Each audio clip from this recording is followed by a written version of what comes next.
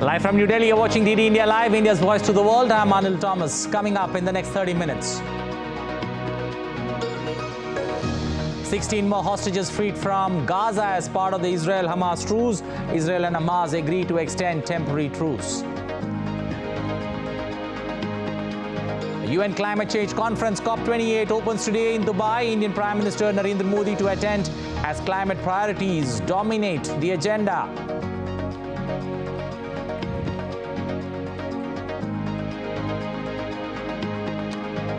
Indian Prime Minister says G20 is today more inclusive, ambitious and action-oriented. India hands over G20 presidency to Brazil. India's southern state of Telangana goes to assembly polls today. 32.6 million to decide the fate of 2,290 candidates, 419 seats. And in sports, Manchester United on the brink of Champions League exit. Arsenal and PSV into last 16. Real Madrid thrashed Napoli 4-2.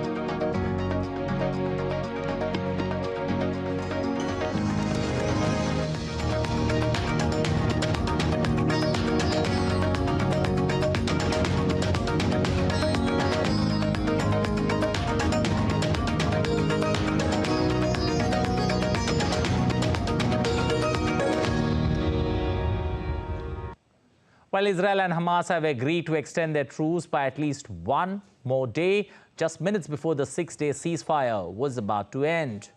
The Israeli army said that the truce will continue as mediators sought to secure the release of more hostages held by Hamas in exchange for Palestinian prisoners. On Wednesday, Hamas freed 16 hostages in exchange for 30 Palestinian prisoners. However, both sides have maintained that fighting will resume. Earlier, Israeli Prime Minister Benjamin Netanyahu said that Hamas will be eliminated.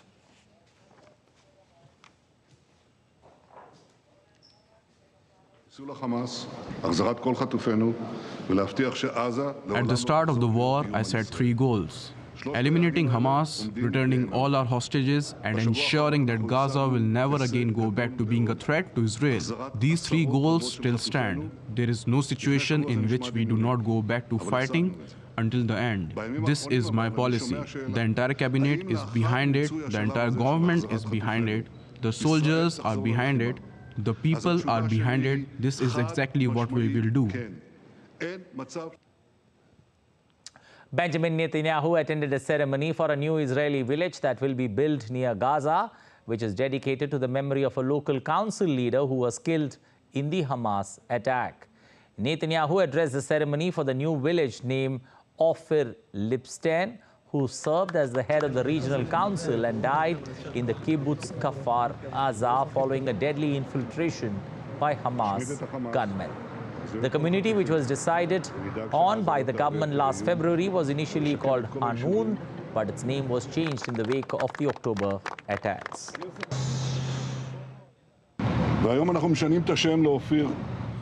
We will destroy Hamas, bring back all the hostages, and make sure that Gaza is no longer a threat. We will rebuild all the communities. We will build Ophir and many more.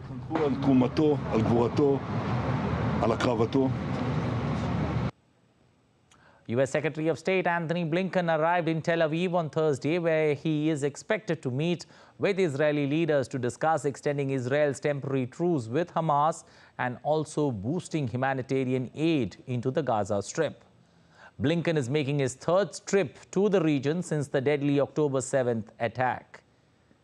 He's also expected to visit the occupied West Bank, where he is likely to meet with Palestinian President Mahmoud Abbas. Washington's top diplomat is also expected to discuss Israel's looming offensive into southern Gaza. The U.S. is asking Israel to take greater care to protect Palestinian civilians and to limit the damage to infrastructure in any offensive in the south region. Saudi Arabia's Foreign Minister Faisal bin Farhan and Turkey's Foreign Minister Hakan Fidan stressed on the need for a ceasefire between Israel and Hamas. The leaders were addressing a joint press conference at the UN Saudi's Foreign Minister Faisal bin Farhan said that a truce was not enough and that a ceasefire was needed. So we are here to make a clear statement that a truce is not enough. What is needed is a ceasefire. What is needed is a credible peace, and a peace that lasts and that allows the Palestinians and the Israelis to live side by side in two states. Anything else will result in continuing crisis in the region. Well, Turkey's Foreign Minister Hakan Fidan also called for an immediate ceasefire and humanitarian assistance. We are, as a group, is working very hard to make sure that the international community lives up to its responsibilities, both legal and moral. I think this is very important because in the absence of moral compass, we will lose our way as humanity.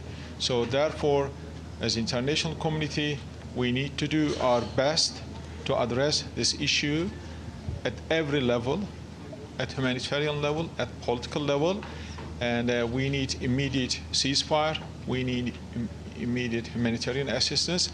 At the same time, we need to start immediately to address the root cause of the problem, which is two-state solution. Well, U.S. Ambassador to the United Nations, Linda Thomas-Greenfield, told journalists that the United States is hopeful that the truce in Gaza can be extended. We're hopeful that the truce can be extended, but as I said in the Council, this is all in the hands of Hamas. The Israelis have said if they continue to release 10 hostages a day, they will extend by a day. So it truly is, in their hands, but I do think there is a potential for that, and we're actively working to extend the deal. We're continuing to work to get American hostages and all hostages released from the clutches of Hamas and the other groups. 2 Americans have already been released, and we're hoping to get all of the hostages, all of the Americans out. Well, U.S. President Joe Biden said that the Israeli-American hostage Liad Benin has been released by Hamas. Benin was among the 16 hostages released on Wednesday by Hamas on the final day of a 2-day extension of the Gaza truce. We've got some very good news to report. Liad Benin is safe in Egypt. She's crossed the border. I talked with her mother and father. They're very appreciative, and things are moving well. She'll soon be home with her 3 children. That's all I have to say for right now. Well, family of the 13-year-old Gali Tarshansky took a sigh of relief on Wednesday as she was freed from the captivity of Hamas under the Israel-Hamas truce deal. As per Tarshansky's grandmother, she was able to breathe again since the child was released. The truce deal was supposed to end on Monday, but 16 people were handed over to Israeli officials on Wednesday, the second and last day of the extended truce. I have to start to learn from the beginning, how to breathe, because I really don't remember how to do it. And I called a friend the moment Gali came down, and I told her that I don't remember how to breathe. She basically told me what to do. Block the nose, bring in air to the stomach, and slowly release it. Just like that, honestly. Well, India shines as a beacon of hope at the COP28, leading the charge for a cleaner, greener planet. From wildlife conservation triumphs to spearheading renewable energy revolutions, India sets global standards for environmental sustainability. Here's a report by Taposh from Dubai.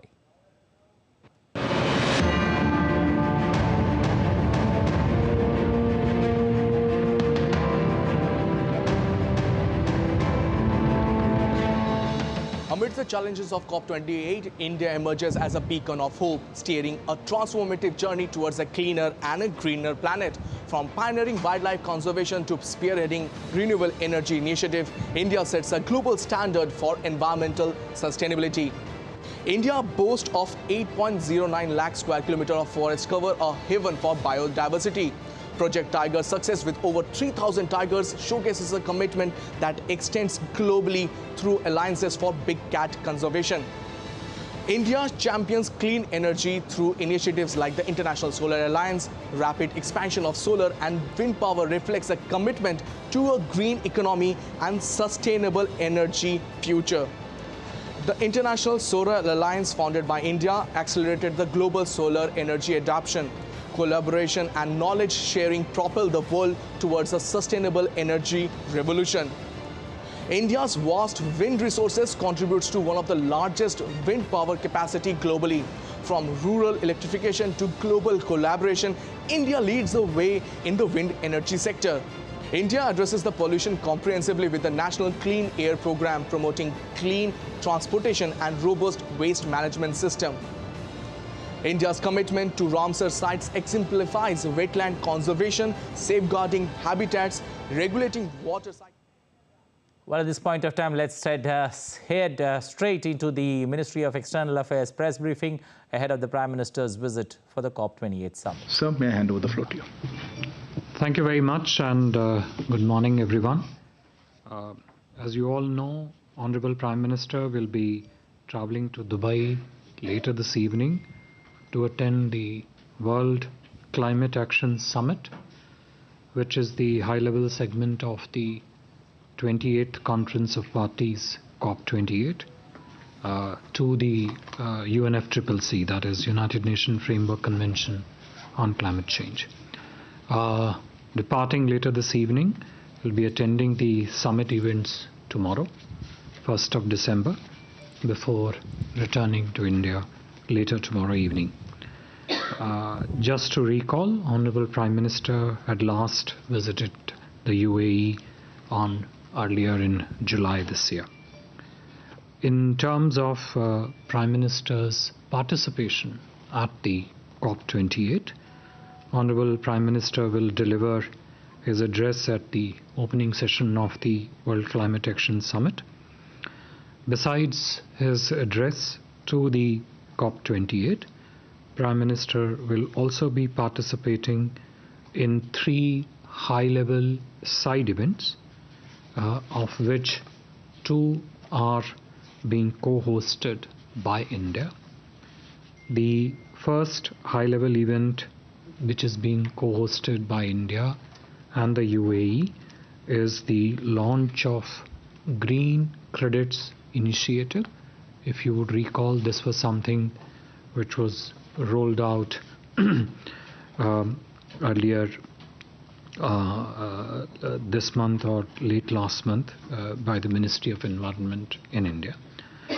The Green Credits Initiative is based on the Green Credit Program, which was notified by the Ministry of Environment in October this year, and basically envisions the issue of green credits for plantations on waste and degraded lands and the river catchment areas in order to restore their vitality.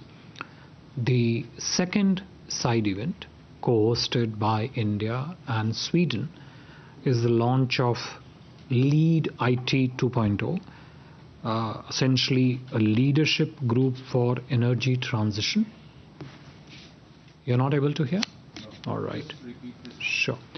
The second event, which is co-hosted by India and Sweden, is the launch of Lead IT 2.0, Leadership Group for Industry Transition 2.0. This, you would recall, was a joint initiative launched by India and Sweden in 2019 at the UN Climate Action Summit in New York. Essentially, this initiative fosters collaboration among the decision makers, bringing together both the public sector and the private sector with the objective of accelerating the industry transition to net zero emissions, essentially from heavy industries. Honorable Prime Minister will also be participating in another high-level event, which is titled Transforming Climate Finance, which is to be hosted by the presidency of the COP28, that is the UAE. In terms of substance, as you all know, the Conference of the Parties, COP, is the supreme decision-making body of the UNFCCC that meets annually to assess progress in dealing with climate change, also discuss and negotiate further actions that the parties to the COP have to take, and make decisions on global climate action. Previously, Prime Minister has attended 2 climate conferences, COP21 in Paris in November 2015, where the historic Paris Agreement was concluded, and you would recall that International Solar Alliance was launched at that COP. And then COP26 in Glasgow, where Prime Minister made the announcement of Panchamrit, outlining the 5 key elements of India's action aimed at environment conservation and climate protection. Converting these announcements into action, India submitted its enhanced NDCs, nationally determined contributions, before COP27, and also submitted a long-term development strategy to pursue our goal of net zero emissions by 2070.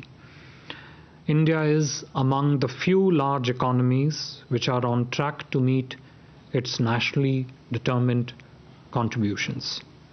Also noteworthy that in recent years, under the vision and personal guidance of Honorable Prime Minister, India has taken a leadership role in shaping the global agenda on climate and environment, including through focusing on this issue in the 2 Voice of Global South Summit organized by India, first in January this year, and most recently the one earlier this month. India's approach to climate action is deeply rooted in our civilizational ethos and is reflected foremost in our contributions and our ambitious and effective national policies, especially those which are aimed at economic development, energy, health, and nutrition. We have also been pioneering and in the forefront in taking global initiatives in fighting climate change and its impacts. These initiatives include, as I just said, launch of International Solar Alliance in COP15, and the alliance has now grown to be a truly international framework. Coalition for Disaster Resilient Infrastructure is another such global initiative.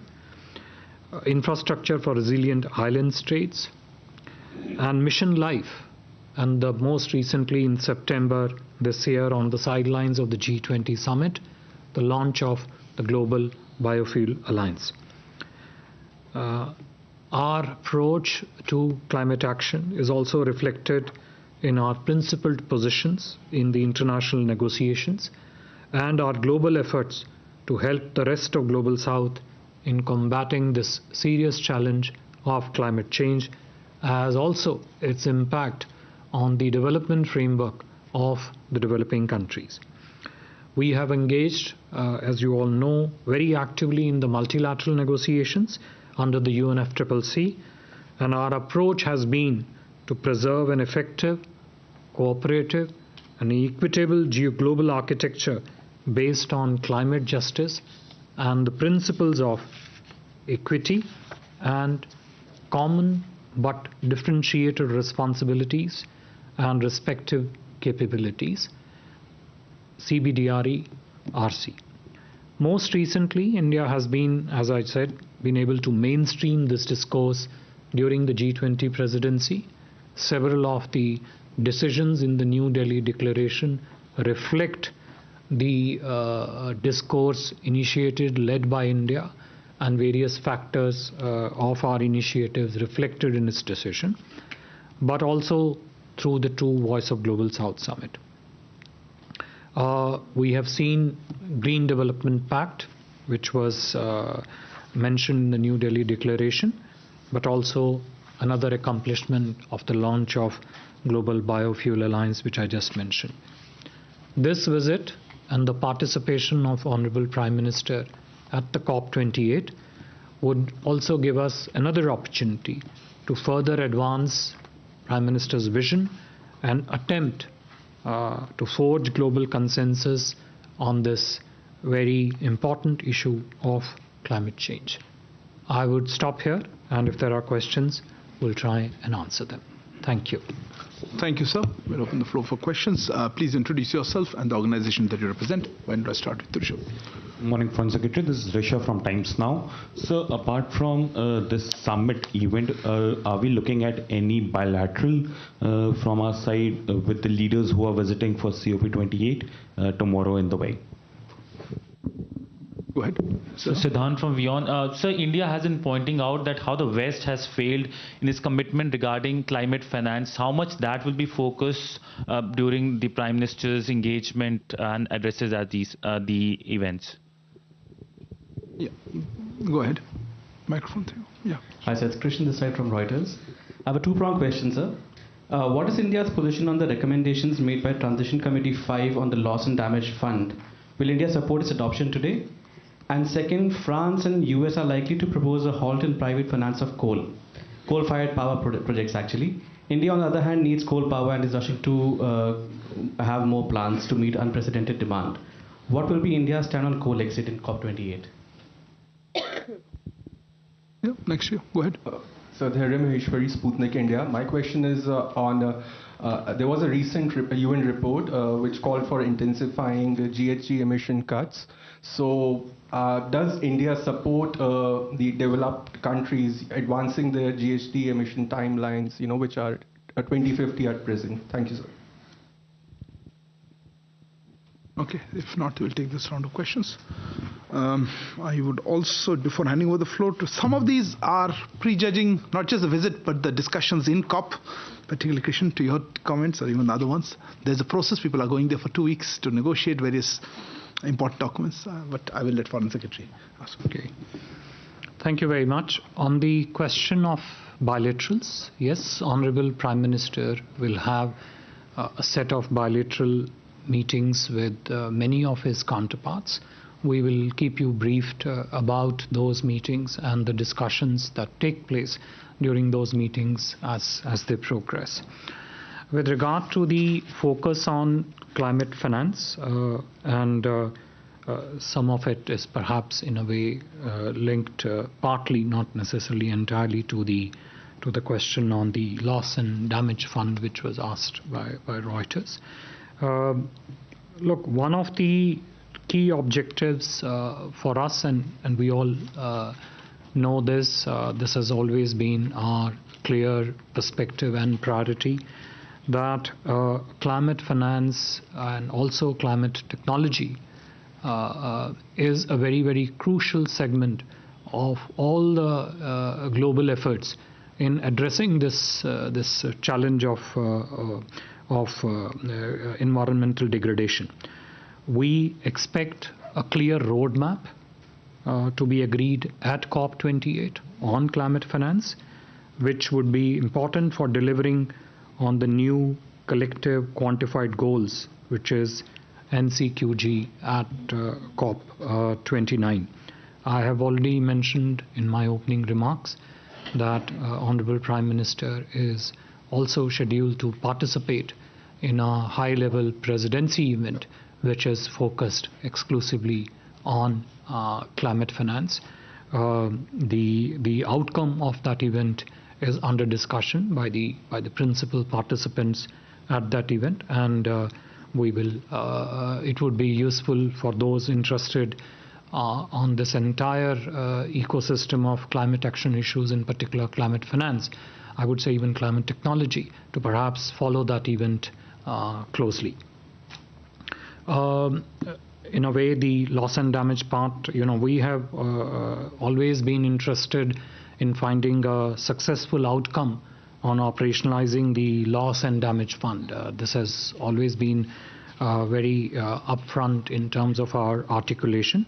We think this will be of great benefit to the developing countries by providing them with potentially a new source of financial support to address the loss and damage aspect related to this.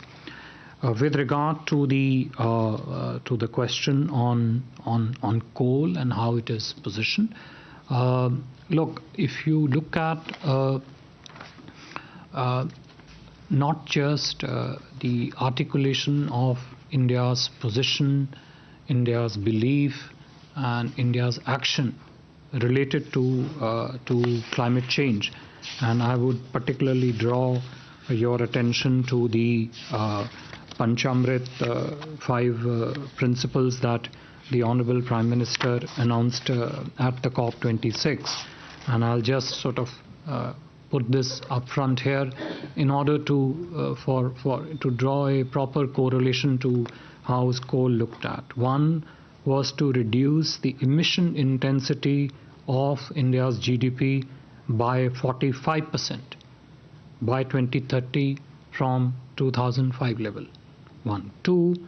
To achieve 50% cumulative electric power installed capacity from non-fossil fuel based energy resources by 2030. 3.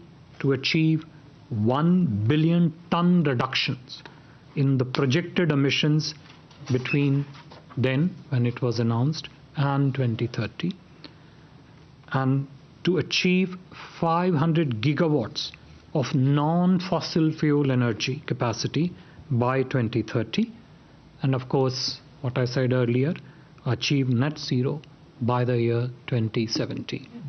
If you were to analyze each of these actions which the Prime Minister had outlined at COP26, you will clearly see India's commitment to look at, focus at, take targeted action towards green energy.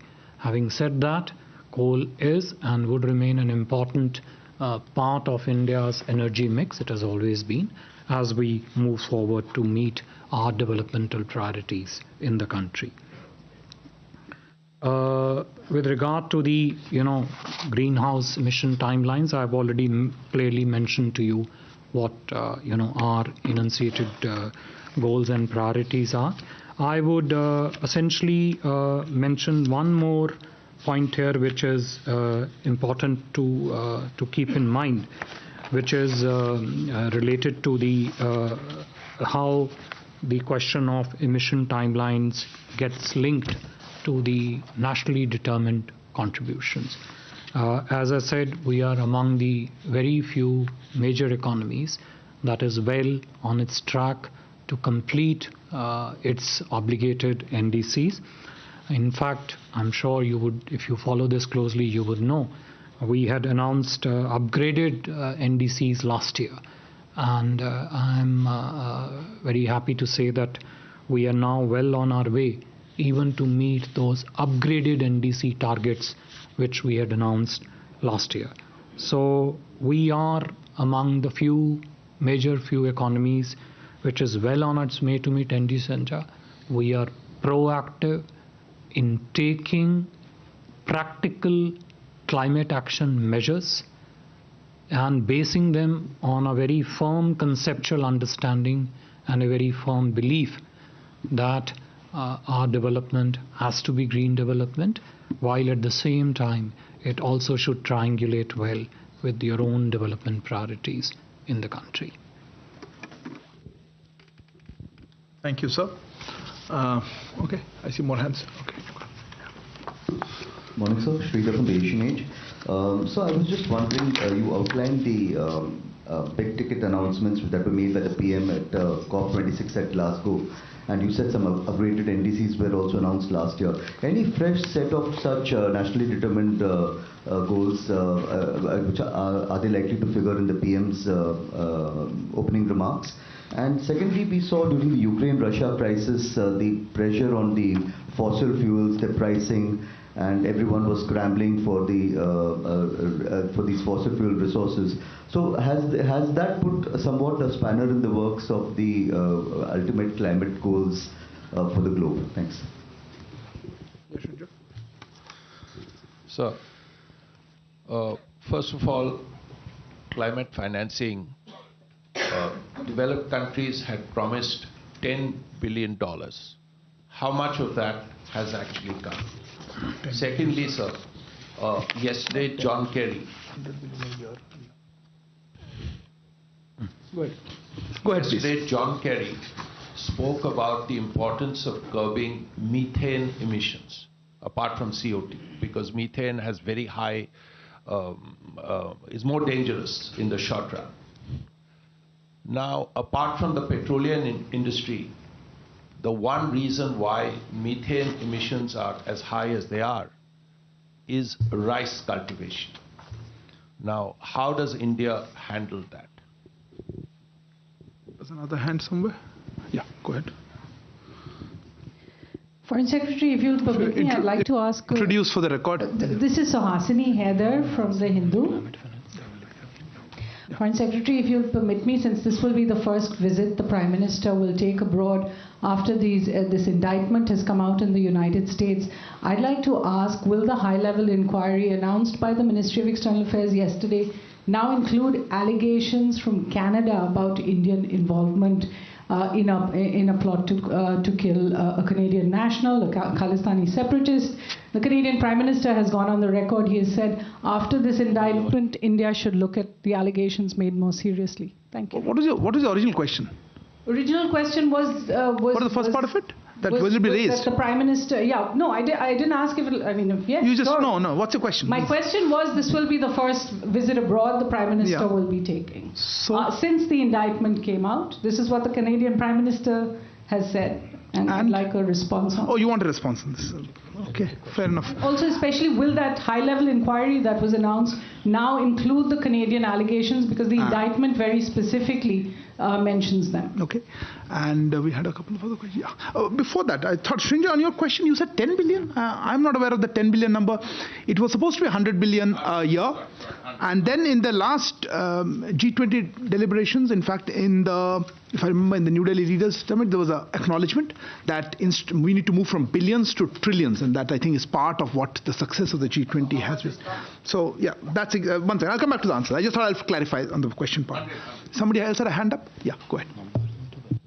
Foreign Secretary, sir, if you allow us another question on the India-US thing. Shruti Ranjan from Bloomberg. Sir, if you could give us an understanding, there is an inquiry that the MEA also talked about in a statement. Who is conducting that inquiry? If you could give us a broad understanding, which are the agencies? And also, sir, given the US's indictment, is India any clearer to understand who at all, if any, was the Indian government official involved? This is a prime visit, briefing on the Prime Minister's visit to UAE for COP, but I will, yeah, I'll just do that. Okay, I'll just, anybody else has a question on this one? On this issue, which have been asked by Suhasini and Sudhi, since you, no, microphone before that. Yeah, please. So this is Abhishek Jha from CNN News 18, and since you are taking questions, maybe one round on this issue. Has India... please don't make your assumptions a fact. Yeah, go ahead. So has India requested for extradition of Panoon, SFJ leader in the USA? Okay. Anybody else on this question? I don't want to hear it back in this already, but I'll handle it one altogether. You have a question, Shailesh? Yeah, go ahead. Sir, my name is Shailesh Kumar. I'm from National Defense. Do you see an international conspiracy to malign India or for a regime change, desiring a regime change as... Sorry, regime change? Yes, as we see that the Canadian... You have very low faith in our democratic process. I don't think you mean it's serious about that. International conspiracy, no, I got your question. If you take my question full, I can read that out. At least 2 of the accused in US indictment alleging Indian involvement are sources or have previous links with US agencies, while we see India's most wanted terrorist Gurpratwant Singh Pannu is harbored at the same building area, 529 14th Street, NW, Washington, where National Press Club is located. This is the same building. Some time back, we see a prominent Indian leader was invited there at the same building in the light of serious allegation of assassination.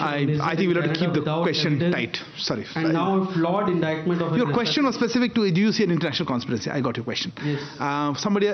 No, this is not opening up the floor. I think there's similar questions. Yeah, what do you have? Microphone. Sir मैं मनीष झा हूँ TV9 से चूँकि US की तरफ से ये बताया गया कि जो एक इंडियन सिटीजन है निखिल गुप्ता उसको अरेस्ट कर लिया गया है तो और इसी केस में एक इंडियन ऑफिसर का भी नाम है तो क्या यूएस गवर्नमेंट ने इंडियन गवर्नमेंट से इस मामले में कांटेक्ट किया है इंडियन ऑफिसर को लेकर specific okay No, I'm sorry. This is getting is the specific question you didn't ask first round. You have something on this specific thing? Go ahead. Hi, sir. It's Krishnan again from Reuters.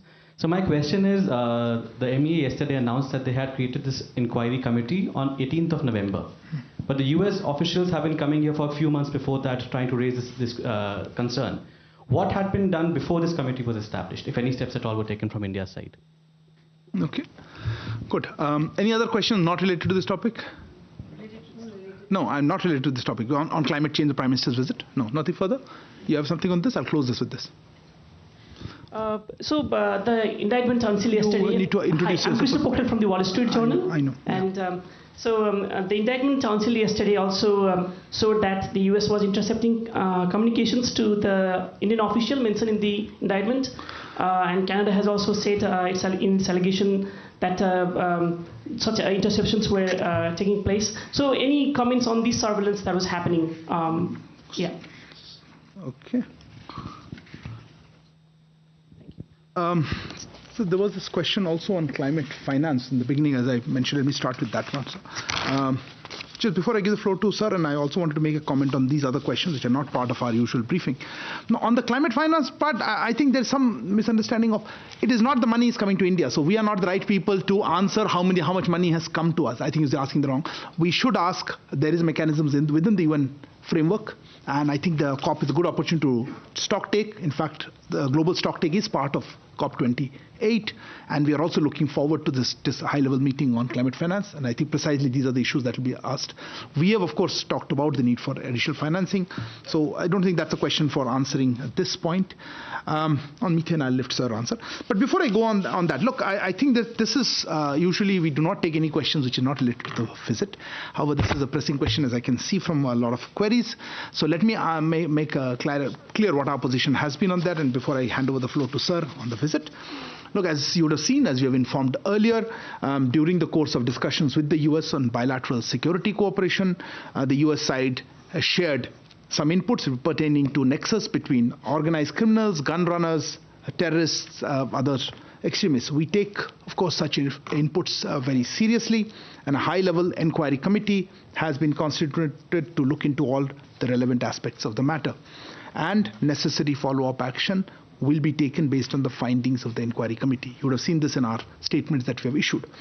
We cannot share any further information on such security matters. As regards the case against an individual that has been filed in a US court, allegedly linking him to an Indian official, this is a matter of concern. We have said, and let me reiterate, that this is also contrary to government policy. The nexus between organized crime, trafficking, gun running, and extremists at an international level is a serious issue for law enforcement agencies and organizations to consider. And it is precisely for that reason that a high-level inquiry committee has been constituted, and we will obviously be guided by its results. I've seen a series of questions that you've asked on this issue. I don't think there's anything additional that I would like to say on that, and I would hand over the part to FS. And there's also a query on Canada. On the issue of Canada, insofar as Canada is concerned, we have said that they have consistently given space to anti-India extremists and violence, and that is actually the heart of the issue. Our diplomatic representatives in Canada have borne the brunt of this. So we expect the government of Canada to live up to its obligations under the Vienna Convention on Diplomatic Relations.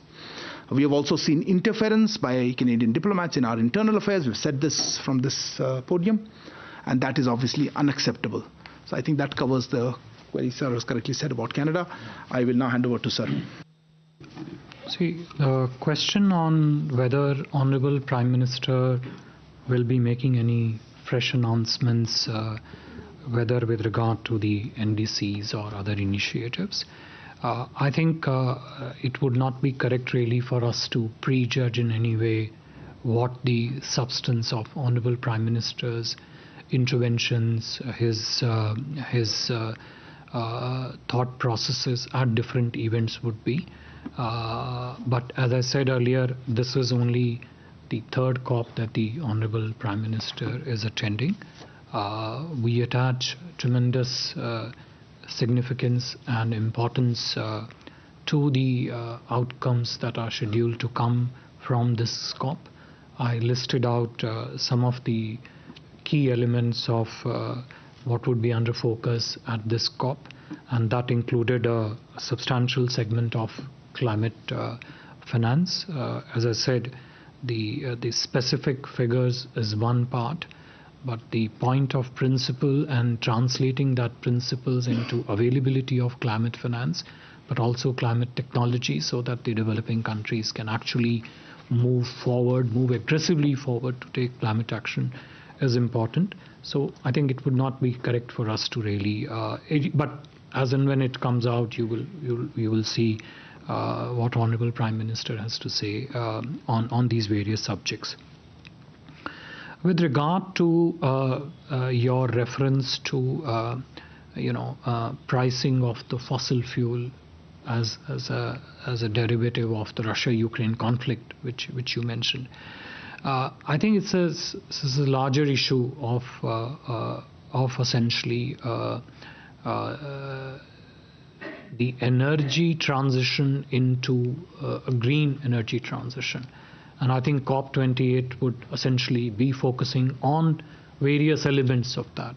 So when I talked about we participating in LEAD IT2, essentially it is an initiative which brings together the governments and the private sector to see how the heavy industries, which may be causing additional pollution, could then be addressed in a manner that the products of those industries are more green in that sense. So obviously that part would focus on shifting to a form of energy which is greener than the usual. Even in case of fossil fuel, although I'm not an expert, but it is an understanding that fossil fuel production also can undergo a certain process of greening in terms of the process steps that are used for the production of particular fossil fuel. So the challenge of climate change is intrinsically linked to such actions, and these actions, as I said, are referred to through our own NDCs. And as I said, we have submitted our upgraded NDCs last year, which we are well on course to assume that. I don't think I would like to get into the specifics of which specific gases get produced through which specific action. You mentioned to one particular aspect of methane production under the rice cultivation. I think those are questions that are best left to the experts and the relevant departments to answer. But suffice it to say that irrespective of which domain that we talk about in terms of climate action, our effort is to focus on doing our development which is green, while absolutely being mindful and acutely conscious of our own developmental priorities in this space.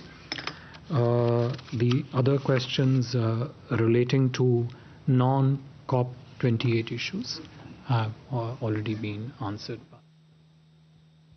Thank you. Unless there are any further questions, we will close. You had a follow-up to this, something? Microphone? So that November 18 committee that was the committee that was formed on November 18, do you plan to make its findings public at any time? I specifically said that's all we could say because of the security matter. We do not discuss such security matters publicly. I'm sorry, what do you have? No, because you've referred to drug runners and gun runners and extremists, but Yes. the indictment is about an Indian government official. No, the indictment is not about Indian government official. I'm sorry, just check. CC1, as is named, is supposed to be in the service of the very Indian government clearly, official. let me reiterate what we said. As regards the case... So are you saying the inputs don't As include? regards the case... Are you talking about the legal case? I'm talking about the legal case and the inputs that you say on the basis The of inputs, I cannot share anything further. We made it very clear. As regards the legal case which you are basing, we have said that the individual is filed in a US court. It is allegedly linking that person with a Indian official. That is a matter of concern. We have said, and as I said, that is not government policy, and there's a high-level inquiry. And we've also talked about the, as you mentioned, nexus between organized crime, drug trafficking, gun running, and extremists, and that's something that needs to be investigated. I think this high-level committee is precisely constituted for that, looking at all aspects, and let's wait for its results, and we'll take it forward. Thank you all for joining us for this special briefing. Please stay tuned for as Prime Minister's visit unfolds. Thank you very much. Well, that was the live briefing there by the Ministry of External Affairs Foreign Secretary briefing ahead of the Prime Minister's visit to the COP28, highlighting some of the important bilaterals that are likely to take place, and as and when they take place, a briefing would be provided about the same, also giving a broader outlook on what India would be standing, especially when it comes to this particular COP28 summit that the Prime Minister attends today and tomorrow. Well, that's going to be the larger picture of that MEA briefing, also talking about various other topics that were brought up there by the media present and taking stock of all the developments, especially in the Ministry of External Affairs, both Foreign Secretary as well as the MEA spokesperson Arindam Bakshi, along with Vinay Quatra there, taking every question and answering to every queries that was raised by the media. Well, that's it in this special broadcast. Thanks for watching. Bye-bye. Take care.